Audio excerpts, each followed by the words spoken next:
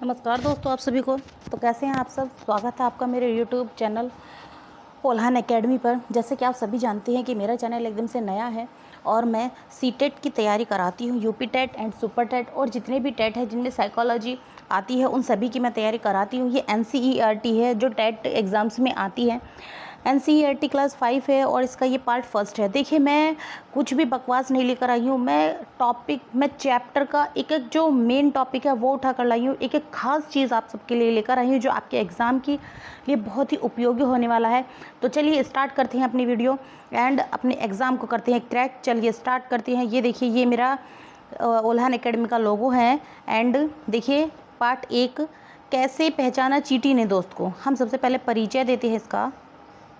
इस पाठ में जानवरों और पक्षियों की देखने, सूंघने, सुनने तथा महसूस करने की क्षमताओं के बारे में बताया गया है। इस पाठ में किसके विषय में बताया गया है? जो जानवर है और पक्षियों के विषय में बताया गया है। देखने, सुनने, सूंघने तथा महसूस करने की क्षमताओं के बारे में बताया गया है।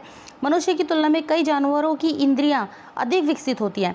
मनुष्य की इंद्रियों से अधिक विकसित होती हैं कई जानवरों की इंद्रियां। वे इन्हीं इंद्रियों की सहायता से भोजन खोजते हैं, अपने साथियों को पहचानते हैं और खतरों से बचते हैं। चींटी, इसका फर्स्ट वो है पॉइंट कि चींटी अपने साथी को कैसे पहचानती है। चींटियां गंध यानी स्मेल के आधार पर अपने साथियों को पहचानती है। एक स्मेल होती है, एक गंध होती है उनकी आपस की, जिससे वो पहचानती हैं एक दूसरे को, अपने साथियों को पहचानती हैं।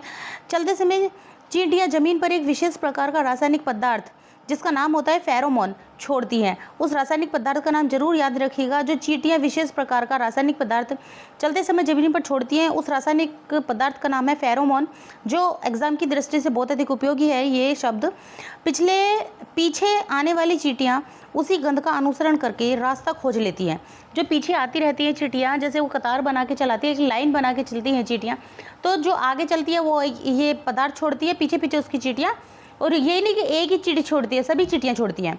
आइए चलते हैं आगे। यदि रास्ते को मिटा दिया जाए तो चींटियां भ्रमित हो जाती हैं। आपने देखा होगा, बचपन में आपने किया भी होगा, ये एक्सपेरिमेंट सभी करते हैं, मैंने भी किया था कि चींटियां जा रही है।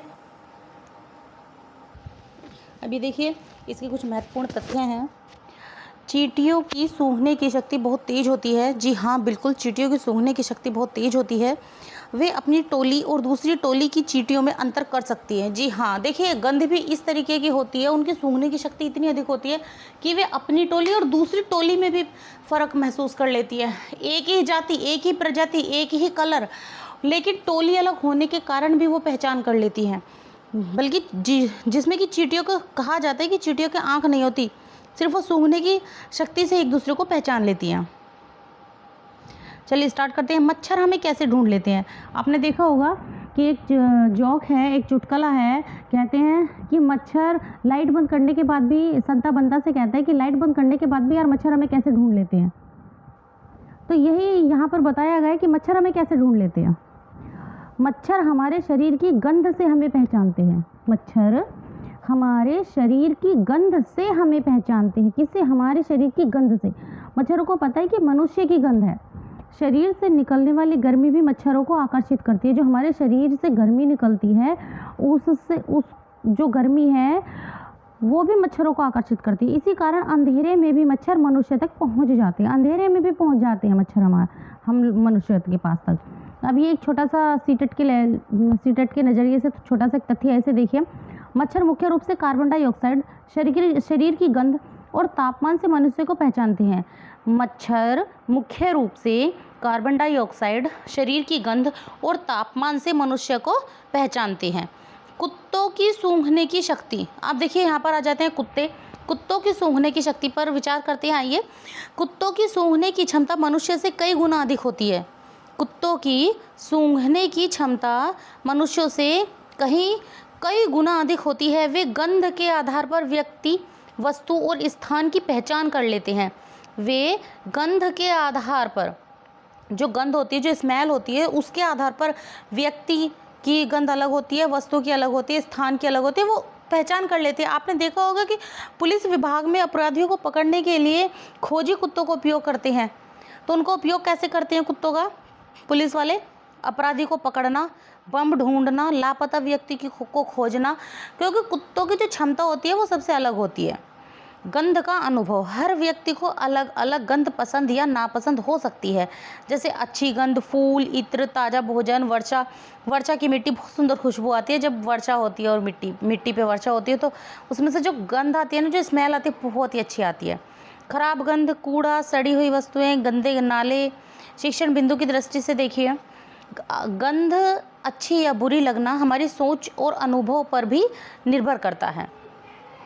पक्षियों को देखने की शक्ति, पक्षियों की दृष्टि मनुष्यों से अधिक तेज होती है। जो पक्षी होती है उनकी दृष्टि हम मनुष्यों से अधिक, हमसे ज़्यादा बेटर तो पशु पक्षी भी है हर चीज़ उनके पास हमसे ज़्यादा है। उदाहरण, चील, बाज, गिद्ध। चील को कितनी दूर से दिख जाता है, कहते हैं कि चील को आसमान में उड़ रही है चील और उसको नीचे सांप दिख जाता है, वो सांप को पकड़ कर ले जाती है। बाज को भी ऐसे दिखता है, दूर कहीं पेड़ पर बैठा और उसे कोई छोटा पक्षी दिख जाए तो उसको घप से आएगा और पकड़ के ले जाएगा। गिद्ध को दूर से कहीं पे गंदगी है, दूर आसमान में है, दूर बैठा है, उसको वहाँ से दिख जाती है। ये पक्षी बहुत ऊंचाई से भी अपने शिकार को देख लेते हैं। विशेषताएं, दूर तक देख सकते हैं, उड़ते समय भी शिकार पहचान लेते हैं, दोनों आँखों का उपयोग करके दूरी का अनुमान लगाते हैं। देखो, पक्षी जो है दोनों आँखों का अपना यूज़ करेंगे और दूरी का भी अनुमान लगा लेते हैं कि वो हमारा जो टारगेट है वो इतनी दूरी पर है, हम इतने समय में पहुंच जाएंगे, इतनी स्पीड से उड़ेंगे तो इस समय पहुंचेंगे। पक्षियों को भी ऊपर वाले ने एक अलग ही दिमाग दिया है। पक्षियों की आंखों की बनावट, अधिकांश पक्षियों की आंखें सिर के दोनों ओर होती हैं, सिर के दोनों ओर होती हैं। आपने देखा होगा अक्सर पक्षी जो हैं जल्दी जल्दी गर्दन घुमाते रहते हैं, इससे वे एक साथ अधिक क्षेत्र देख सकते हैं। कई पक्षी अपनी गर्दन घुमाकर चारों ओर देखते हैं। उदाहरण, कबूतर, कौवा, तोता, ये चारों तरफ घुमाते हैं, ये तो मैंने बहुत नोटिस किया। जानवर रंग कैसे देखते हैं, सभी जानवर मनुष्य की तरह रंग नहीं देख सकते, कुछ जानवर सीमित रंग पहचानते हैं। कई रात्रिचर जीव केवल काला, सफ़ेद या धुंधले रंगों को देखते हैं। रात्रिचर जीव, उल्लू, चमगादड़। जो रात्रिचर जीव होते हैं वो उल्लू और चमगादड़ हैं, और रात्रिचर जीव केवल काला, सफ़ेद या धुंधले रंगों में देखते हैं, काला या सफ़ेद को भी धुंधले रंगों में देखते हैं रात्रिचर जीव। ये क्वेश्चन आ सकता है कि रात्रिचर जीव जो है वो कौन कौन सा कलर दे सकते हैं, काला या सफ़ेद, और वो कौन से, आपको ये क्वेश्चन में नाम पहचानने के लिए भी दे सकता है कि उल्लू या चमगादड़ रात्रिचर जीव के। ये हमेशा याद रखना। जानवरों की सुनने की शक्ति, जानवरों के कान उनकी आवश्यकता के अनुसार विकसित होते हैं। बड़े कान वाले जानवर, हाथी, खरगोश, उनके लाभ, दूर की आवाज़ सुनना, शिकार या खतरे का पता लगाना, इनके जो है बड़े कानों के भी यूज़ हैं। देखिए बच्चों, हमारा जो है PDF और नोट्स के लिए आप टेलीग्राम पर जाकर हमें सर्च कर सकते हैं, ओल्हान एकेडमी सर्च करके आप हमसे जुड़ सकते हैं और वहाँ पर नोट्स ले सकते हैं। नोट्स आपको कैसे दिए जाएंगे, किस तरीके से दिए जाएंगे, वो आपको वहीं पर बता दिया जाएगा। जानवरों की भाषा, जानवर भी आपस में संवाद करते हैं। देखिए, जो जानवर हैं उनकी भी अपनी एक लैंग्वेज होती है। उदाहरण के लिए देखिए, लंगूर खतरा देखकर विशेष आवाज़ निकालता है। लंगूर जो है खतरा देखेगा तो एक विशेष प्रकार की आवाज़ निकालता है। आप देखते होंगे जो जंगली मूवियाँ आती है, वो जो हॉलीवुड वाले होते हैं वो जंगली मूवी बहुत बनाते हैं, देखिए है ना आपने। वो एक सांप वाली बहुत सारी मूवियाँ हैं, सांप वाली कौन सा है वो, एनाकोंडा की मूवी बहुत सारी बनी हुई है। और कई मूवियाँ हैं, एक बहुत तगड़ा सा है हीरो, मुझे उसका नाम नहीं पता, थोड़ा सा हब्सी टाइप सा है और एकदम जचता है वो हीरो। उसकी बहुत सारी मूवियाँ हैं जंगल की, वहाँ पे आपने देखा होगा जंगली जानवरों की एक्टिविटी। वहाँ पे मैंने ये चीज़ नोटिस की, लेकिन लंगूर सबसे ऊपर पेड़ पे होता है और सबसे अजीब आवाज़ निकालता है मनुष्यों को देखकर। पक्षी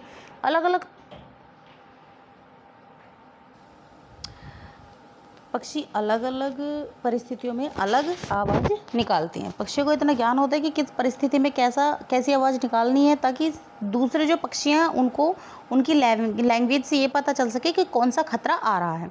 डॉल्फिन ध्वनियों के माध्यम से संवाद करती है। डॉल्फिन जो है वो भी ध्वनियों के माध्यम से संवाद करते हैं, मतलब जो ध्वनि है उनके माध्यम से वो अपनी बातचीत करती हैं। मछलियाँ कंपन और संकेतों द्वारा जानकारी देती हैं। कंपन और संकेतों द्वारा, उनकी कोई लैंग्वेज है वो उसी के द्वारा जानकारियाँ देती हैं एक दूसरे को, ठीक है। अब देखते हैं, ज़्यादा बड़ा हो गया। सांप कैसे सुनता है। सांप के बाहरी कान नहीं होते, सांप के बाहरी कान नहीं होते, वह ज़मीन में होने वाले कंपन को महसूस करता है। सांप के बाहरी कान नहीं होते, वह ज़मीन में होने वाले कंपन को महसूस करता है, इसी आधार पर खतरे या शरीर का पता लगाता है।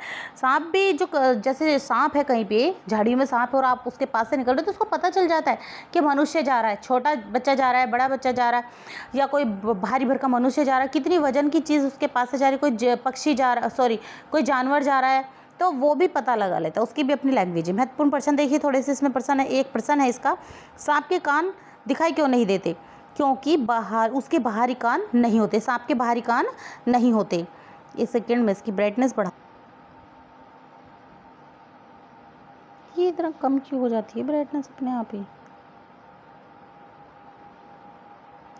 उदाहरण देखिए जैसे कि Jim Corbett national park, Keoladeo national park. सीटेट्रोटेट के लिए महत्वपूर्ण तथ्य हैं यहाँ पर देखिए। चींटियाँ गंध द्वारा रास्ता पहचानती हैं। मच्छर शरीर की गंध और गर्मी से मनुष्य को पहचानते हैं। कुत्तों की सूंघने की शक्ति अत्यंत विकसित होती है। चील और बाज की दृष्टि बहुत तेज होती है। सांप बाहरी कानों के बिना कंपन सुनता है। सांप के बाहरी कान नहीं होते लेकिन फिर भी वह कंपन सुनता है। डॉल्फिन ध्वनि द्वारा संवाद करती है। बाघ अंधेरे में मनुष्य से कई गुना यानी कि 6 गुना बेहतर देख सकता है।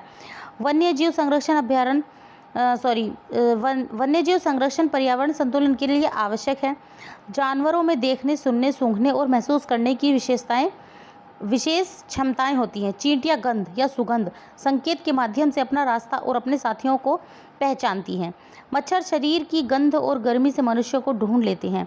कुत्ते की सूंघने की शक्ति बहुत तेज होती है और वे गंध से पहचान कर लेते हैं। पक्षियों की देखने की क्षमता मनुष्य से कई गुना अधिक होती है। कई जानवर अलग अलग आवाज़ों से अपने साथियों को संदेश देते हैं। कुछ जानवर मौसम या प्राकृतिक आपदाओं के संकेत पहले महसूस कर लेते हैं। बाघ की सूंघने, सुनने और देखने की शक्ति बहुत विकसित होती है। वन्य जीवों की सुरक्षा और संरक्षण का महत्व भी इस पाठ में बताया गया है। चींटियां अपने साथियों को मुख्य रूप से किसके आधार पर पहचानती हैं? रंग, आवाज़, गंध, आकार। गंध के। चींटियां फेरोमोन नामक रासायनिक गंध के आधार पर अपने साथियों और रास्तों की पहचान करती हैं। यदि चींटियों के रास्ते पर चौक या पेंसिल से रेखा खींच दी जाए तो वे भ्रमित क्यों हो जाती हैं? रास्ता बंद हो जाता है, गंध का संकेत टूट जाता है, चींटियां डर जाती हैं, उनकी आंखें बंद हो जाती हैं। इसका बी ऑप्शन सही है, गंध का संकेत टूट जाता है। चींटियां गंध का अनुसरण करती हैं। रेखा गंध के मार्ग को बाधित कर देती है। मच्छर मनुष्य को मुख्य रूप से किसके कारण ढूंढ लेते हैं? कपड़ों के रंग, शरीर की गंध और गर्मी, आवाज़, बालों के रंग। इसका बी ऑप्शन सही है, शरीर की गंध और गर्मी के कारण। देखिए इसका बी आंसर सही है और इसकी व्याख्या है कि मच्छर शरीर से निकलने वाली गंध और तापमान को पहचानती है। निम्न में से किस जानवर की सूंघने की शक्ति सबसे अधिक विकसित मानी जाती है? गाय, कुत्ता, बकरी, घोड़ा। कुत्ता की। खोजी कुत्तों का प्रयोग मुख्य रूप से क्यों किया जाता है? तेज दौड़ने के लिए, सूंघने की शक्ति के कारण, देखने की शक्ति के कारण, सुनने की शक्ति के कारण। सूंघने की शक्ति के कारण। चील, बाज और गिद्ध की प्रमुख विशेषता क्या है? तीव्र घ्राण शक्ति, तीव्र दृष्टि शक्ति, तीव्र स्वाद शक्ति, तीव्र स्पर्श शक्ति। क्या है? चील, बाज, गिद्ध। वो तीव्र दृष्टि है, मैंने बताया था ना कि बहुत दूरी से वो अपने शिकार को देख लेते हैं। सांप के बाहरी कान नहीं होते फिर भी वह सुन सकते हैं क्योंकि वह आंखों से सुनता है, वह कंपन महसूस करता है, वह सूंघ कर सुनता है, वह जीभ से सुनता है, वह कंपन महसूस करता है। निम्नलिखित में से कौन सा रात्रिचर जीव है? मैंने कहा था ना जब मैं रात्रिचर पढ़ा रही थी कि इसमें से एक क्वेश्चन जरूर आता है। किस तरीके से आता है देखिए। गौरैया, कबूतर, उल्लू, तोता। रात्रिचर कौन सा है? उल्लू। क्योंकि अक्सर देखा होगा कि पेड़ों पर रात में जो गाँव के बच्चे हैं वो रात में इधर उधर आते जाते रहते हैं, तो उन्होंने देखा होगा कि पेड़ों पर रात में उल्लू बैठे रहते हैं और वो एक आवाज़ सी, एक अजीब सी आवाज़ निकालते। कभी कभी रात में अकेले में कहीं आते जाते हैं रास्ते में तो डर भी लगता है, तो उल्लू की आवाज़ अलग ही अजीब सी आती है। डॉल्फिन आपस में किस माध्यम से संवाद करती हैं? रंगों से, ध्वनियों से, गंधों से, प्रकाश से। ध्वनियों से डॉल्फिन एक दूसरे से या आपस में संवाद करती हैं, बातें करती हैं। प्राकृतिक आपदाओं का पूर्व आभास सबसे पहले किसे हो सकता है? मशीनों को, जानवरों को, वाहनों को या भवनों को? सबसे पहले जानवरों को होता है। देखिए जानवरों को, मशीनों से भी पहले जानवरों को महसूस होता है प्राकृतिक आपदाओं के विषय में। अब देखिए ऊपर वाले ने हर एक चीज़ को, हर एक जीव को कितना परफेक्ट बनाया है। मनुष्य को अपनी जगह हर फील्ड में परफेक्ट बनाया है। हर एक पशु पक्षी को ऊपर वाले ने बहुत ही सोच समझ के इतनी सुंदर दुनिया बनाई है और हम इसी सुंदर दुनिया को नष्ट कर रहे हैं। कहीं आपस में बड़े बड़े देश लड़ रहे हैं, कहीं हम आपस में भाईचारे में लड़ रहे हैं, कहीं हम आपस में एक दूसरे से जालसी के कारण लड़ रहे हैं। तो हम आपस में ही मनुष्य लड़ रहे हैं। गुरु शुक्राचार्य ने सही ही कहा था कि जिस समय कलयुग आएगा बाकी भगवानों का और शुक्राचार्य जी की बनती नहीं थी आपस में, तो शुक्राचार्य उनको कहते थे, श्राप दिया था उन्होंने कि जिस समय कलयुग, जिस मनुष्य के लिए तू आज लड़ रहा है, जिस मनुष्य जाति को तू आज बचाने के लिए लड़ रहा है, वही मनुष्य जाति कलयुग में राक्षसों भी भयंकर रूप ग्रहण कर लेगी। मतलब राक्षसों भी भयंकर रूप धारण कर लेगी वही मनुष्य जाति, और यही हो रहा है आज, क्योंकि कलयुग है। अब श्राप तो श्राप था, वो तो पूरा होना ही है। तो चलिए स्टार्ट करते हैं आगे। हम केस स्टडी वाले क्वेश्चन है, यहाँ पे आपको 3 से 4 केस स्टडी वाले क्वेश्चन मिलेंगे, जिनमें से 100% इसी टाइप के क्वेश्चन सीटेट में आते हैं। एक शिक्षक बच्चों को चींटियों का अवलोकन करवाता है। एक शिक्षक बच्चों को चींटियों का अवलोकन करवाता है। बच्चे देखते हैं कि एक चींटी भोजन लेने के बाद दूसरी चींटी को भी वहाँ ले जाती है। इस गतिविधि से कौन सा वैज्ञानिक कौशल विकसित होता है? रटना, अवलोकन, लिखावट, गणना। तो इसमें बी सही होगा, अवलोकन। ईवीएस में प्रत्यक्ष अवलोकन सबसे महत्वपूर्ण कौशल है। ईवीएस हो या फिर आपका साइकोलॉजी हो, कहीं पर भी हो, अवलोकन, प्रत्यक्ष अवलोकन सबसे महत्वपूर्ण है। हम चीज़ें देखकर बहुत जल्दी सीख लेते हैं। अब ये भी केस स्टडी का ही क्वेश्चन है। रवि ने देखा कि पुलिस अपराधी पकड़ने के लिए कुत्तों का उपयोग करती है। यह किस क्षमता का उदाहरण है? दृष्टि, श्रवण, घ्राण, स्वाद। इसका आंसर सी है, घ्राण। ये भी केस स्टडी वाला क्वेश्चन है। एक बच्चा कहता है कि उसे कूड़े की गंध बुरी लगती है, जबकि दूसरा बच्चा कूड़ा बीनने वाले व्यक्ति का उदाहरण देता है। शिक्षक को कौन सा मूल्य विकसित करना चाहिए? प्रतिस्पर्धा, सहानुभूति, अनुशासन, नेतृत्व। सहानुभूति। हम लोग कूड़े के पास से निकल जाते हैं ना, तो नाक पे कपड़ा रख लेते हैं और बहुत दूर तक कपड़ा हटाते नहीं हैं, और कूड़ा बीनने वाले बेचारे अपना जीवन उसी में निकाल देते हैं। सबकी अपनी अपनी किस्मत है। ईवीएस के अनुसार बच्चों को जानवरों के बारे में पढ़ाने का सर्वोत्तम तरीका क्या है? केवल पुस्तक पढ़ाना, परिभाषा याद करवाना, वास्तविक अवलोकन करवाना, परीक्षा लेना। इसका सी आंसर होगा, वास्तविक अवलोकन करवाना। मैं आपको बार बार कहती हूँ कि जहाँ पर याद करवाना, रटना केवल शब्द है या कोई नेगेटिव है, या जहाँ पर बच्चा निष्क्रिय होगा, और जहाँ पर दंड प्रक्रिया होगी, और जहाँ पर चीज़ें किसी चीज़ पर जोर दिया जाएगा, वो सब आंसर गलत होते हैं। और जहाँ पर किसी चीज़ का अवलोकन होगा, वास्तविकता होगी, उसकी ज़िंदगी से जोड़कर कोई चीज़ कराई जाएगी, वही आंसर आपका सही होगा। जैसे जैसे टॉपिक आता है, जैसे जैसे चीज़ आती है, वो मैं आपको बताती रहती हूँ। NCF 2005 के अनुसार EVS शिक्षण में सबसे अधिक महत्व किसे दिया गया? रटने को, अनुभव आधारित अधिगम को, गृह कार्यों को, परीक्षा को। अनुभव आधारित अधिगम को। NCF 2005 के अनुसार EVS शिक्षण में सबसे अधिक महत्व किसे दिया गया? अनुभव आधारित अधिगम को। चींटियों द्वारा छोड़ा गया रासायनिक संकेत कहलाता है, क्या कहलाता है? Hormone, pheromone, enzyme, vitamin. Pheromone कहलाता है। निम्नलिखित में से कौन सा कथन सही है? सभी जानवर रंगों को मनुष्यों की तरह देखते हैं। बी है इसका, सभी जानवरों की सुनने की शक्ति समान होती है। सी, विभिन्न जानवरों की इंद्रियां अलग अलग विकसित होती हैं। डी, सभी जानवरों की सूंघने की शक्ति समान होती है। इसका सी आंसर है, सभी जानवरों की इंद्रियां अलग अलग विकसित होती हैं। जी हाँ, एकदम बिल्कुल सही आंसर इसका सी ही है। बाघ अंधेरे में मनुष्य की तुलना में लगभग कितनी गुना बेहतर देख सकता है? इसका आंसर 2 गुना, 4 गुना, 6 गुना, 10 गुना। मैंने आपको समझाया था 6 गुना बाघ जो है 6 गुना देख सकता है मनुष्यों से अधिक, वो भी अंधेरे में। निम्न में से कौन सा संबंध वन्य जीव संरक्षण से है? राष्ट्रीय उद्यान, शिकार, जंगलों की कटाई, प्रदूषण। राष्ट्रीय उद्यान, वन्य जीव संरक्षण से है।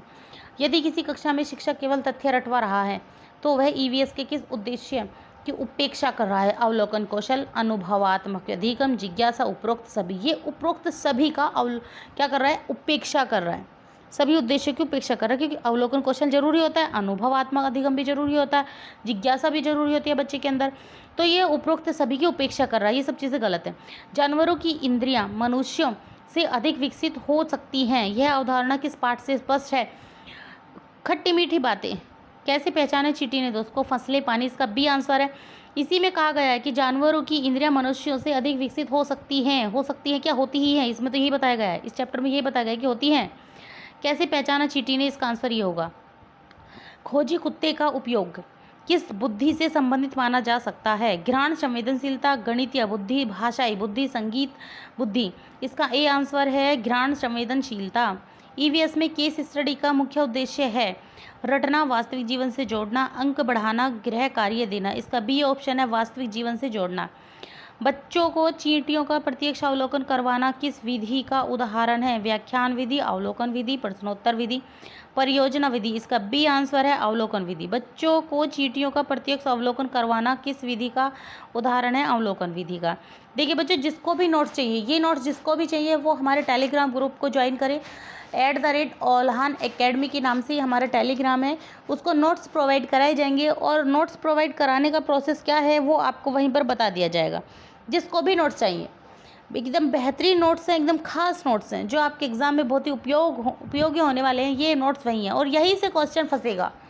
मैं आपको बता देती हूँ कि क्वेश्चन भी यहीं से फंसेगा। यदि कोई बच्चा पूछे सांप बिना कान के कैसे सुनता है, तो शिक्षक को डांटना चाहिए, प्रश्न टाल देना चाहिए, वैज्ञानिक कारण बताना चाहिए, उत्तर याद करवाना चाहिए। इसका सी है वैज्ञानिक कारण बताना चाहिए। देखिए, डांटना, प्रश्न टालना, याद करवाना, ये जहाँ पर भी आएगा वो आंसर गलत होगा। ठीक है, वैज्ञानिक कारण बताना चाहिए। देखिए, आप सभी जानते हैं कि मेरा चैनल एकदम से न्यू है, तो मुझे आप सबके सपोर्ट की बहुत अधिक ज़रूरत है। तो प्लीज़ मेरे चैनल को अधिक से अधिक शेयर करें और इसको सब्सक्राइब करें। कमेंट सेक्शन में ये बताएं कि मेरे नोट्स कैसे हैं या मैं पढ़ा कैसा रही हूँ। जहाँ पर भी मिस्टेक हो वो मुझे बताएं, क्योंकि आप लोग ही मुझे बता सकते हैं कि मेरी मिस्टेक कहाँ पर है। जहाँ पर मैं अच्छा करती हूँ वहाँ पर बताइए ताकि मैं उसको और अधिक अच्छा कर सकूँ, और जहाँ पर मेरी मिस्टेक है वो बताइए ताकि मैं उस मिस्टेक को सुधार सकूँ। निम्न में से कौन सा जीव कंपन के प्रति सर्वाधिक संवेदनशील है? सांप, गाय, बकरी, ऊंट। इसका आंसर आता है सांप। कंपन के प्रति सर्वाधिक संवेदनशील सांप, कंपन के प्रति ही सब कुछ करता है।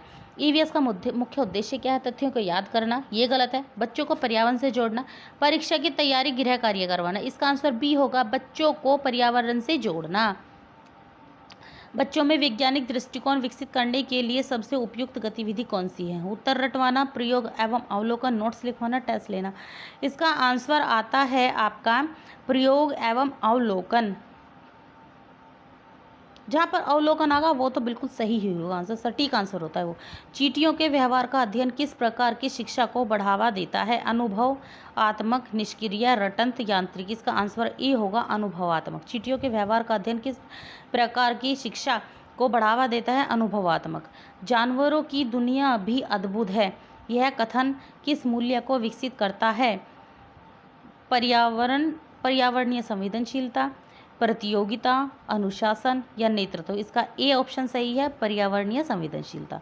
डॉल्फिन संवाद करती है ध्वनि से, चींटी रास्ता पहचानती है गंध से, खोजी कुत्ते की प्रमुख क्षमता सूंघना, सांप सुनता है कंपन द्वारा, चील की प्रमुख क्षमता तीव्र दृष्टि। देखिए, मैं आप सबसे फिर से बोल रही हूँ कि मेरा चैनल एकदम से नया है और मुझे आपके सपोर्ट की बहुत अधिक ज़रूरत है, तो मेरे चैनल को सब्सक्राइब करें और नोट्स के लिए आप हमारे टेलीग्राम ग्रुप को ज्वाइन कीजिए जिसका नाम है @ओल्हान एकेडमी। तो बच्चों, मैं आपको चलिए अपने बारे में बताती हूँ कि मैं जो हूँ आपकी टीचर। मैंने BA, MA, BTC, CTET, UPTET, CCC, NTT, PTT और कंप्यूटर में मेरे पास कई सारे सर्टिफिकेट्स हैं, जैसे कि CCC हैं या ऑल लेवल है, ये सब मेरे पास हैं। तो मैं आप सबको यहाँ पर पढ़ा रही हूँ, तो इसलिए नहीं कि भाई मैं जो हूँ आपका टाइम पास कर रही हूँ। मेरे पास खुद इतनी अच्छी अच्छी क्वालिफिकेशन है, इसलिए मैं चाहती हूँ कि हर बच्चा अपने आप को जो है एजुकेट करे। हर बच्चा अपनी ज़िंदगी में कुछ करे, आगे बढ़े। और आजकल का इंटरनेट का ज़माना है, तो आजकल का जो ज़माना है ये एकदम से फास्ट ज़माना है। यहाँ आजकल के ज़माने में रहकर भी अगर कोई इंसान पीछे रह गया तो उसने अपने जीवन में कुछ नहीं किया। तो मैं आपसे सबसे यही उम्मीद करती हूँ, आप सबसे यही कहना चाहूँगी कि पढ़ाई करें, मेहनत करें और अपने जीवन में आगे बढ़ें। So thank you. मिलते हैं हम अगली वीडियो में, नेक्स्ट वीडियो में। सो धन्यवाद। जाने से पहले मेरे चैनल को सब्सक्राइब करें।